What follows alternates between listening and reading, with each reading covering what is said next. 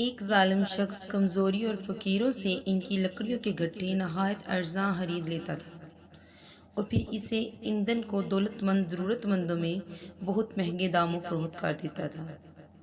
گویا ایک ظالم حکمران تھا کہ جو غریبوں کو ڈرا دھمکا کر کم قیمت پر لکڑیاں خرید لیتا تھا اور مالداروں کے ہاتھ زیادہ قیمت پر جبراً فروخت کرتا تھا۔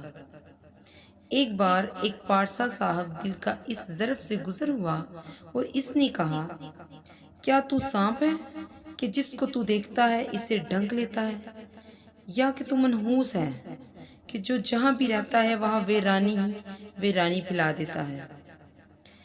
اگر تیرا زور ہم پر چل سکتا ہے لیکن خداوند غیب پر نہیں چلتا، اے دوست اہل زمین پر ظلم نہ کر کہ مظلوم کی دعا آسمان پر پہنچے۔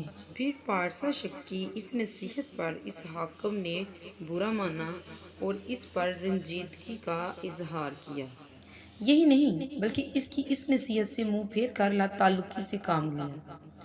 گویا پھر اس حاکم کے مقام و مرتبے کے غرور نے اس کو گناہ کرنے پر مجبور کر دیا اور وہ خود ہی اپنے گناہ پر جکڑا گیا۔ کرنا خدا کا یوں ہوا کہ ایک رات اس حاکم کے باورچی خانے کی آگ اس لکڑیوں کے ڈھیر میں بھی لگ گئی۔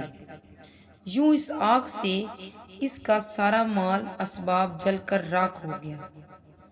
گویا وہ ظالم حاکم نرم بستر سے خاک نشین ہو کر راکھ کے بستر پر پڑا تھا۔ اس لمحہ اتفاق سے اسی پارسا درویش کا ادھر سے گزر ہوا۔ ظالم حکمران نے اس کو دیکھا۔ وہ دوسروں سے اس طرح سے بتا رہا تھا کہ میں نہیں جانتا کہ مجھ پر یہ آفت کیوں پڑی ہے اور آگ کیسے لگ گئی ہے۔ اس کے جواب میں اس درویش نے بتایا کہ یہ آگ درویشوں کے دل کی آگ سے ہے، کیونکہ تم نے یہ آگ خود پھیلائی ہے اور یہ تمہاری ہی لگائی ہوئی ہے۔ زخمی دل کی آگ سے ڈرتے رہو، کیونکہ زخمی دل کا زخم بہر صورت ظاہر ہو کر رہتا ہے۔ جہاں تک ہو سکے کسی دوسرے کا دل دکھانے سے پرہیز کرو کہ اس کی ایک آہ جہاں کو تباہ و برباد کر سکتی ہے۔ ایران کے مشہور اور عظیم الشان بادشاہ کے ایوان کے محراب میں یوں تحریر تھا کہ ایک سالہ سال تک جینے اور طویل عمر پانے کے بعد جب ہم زیر زمین میں پڑے ہوں گے تو عرصہ دراز تک مہلوک ہماری قبروں پر چلتی پھرتی رہے گی، جیسا کہ ایک ہاتھ سے دوسرے ہاتھ میں ملک جاتا رہتا ہے، اسی طرح ہم بھی ایک ہاتھ سے دوسرے ہاتھ میں جاتے رہتے ہیں۔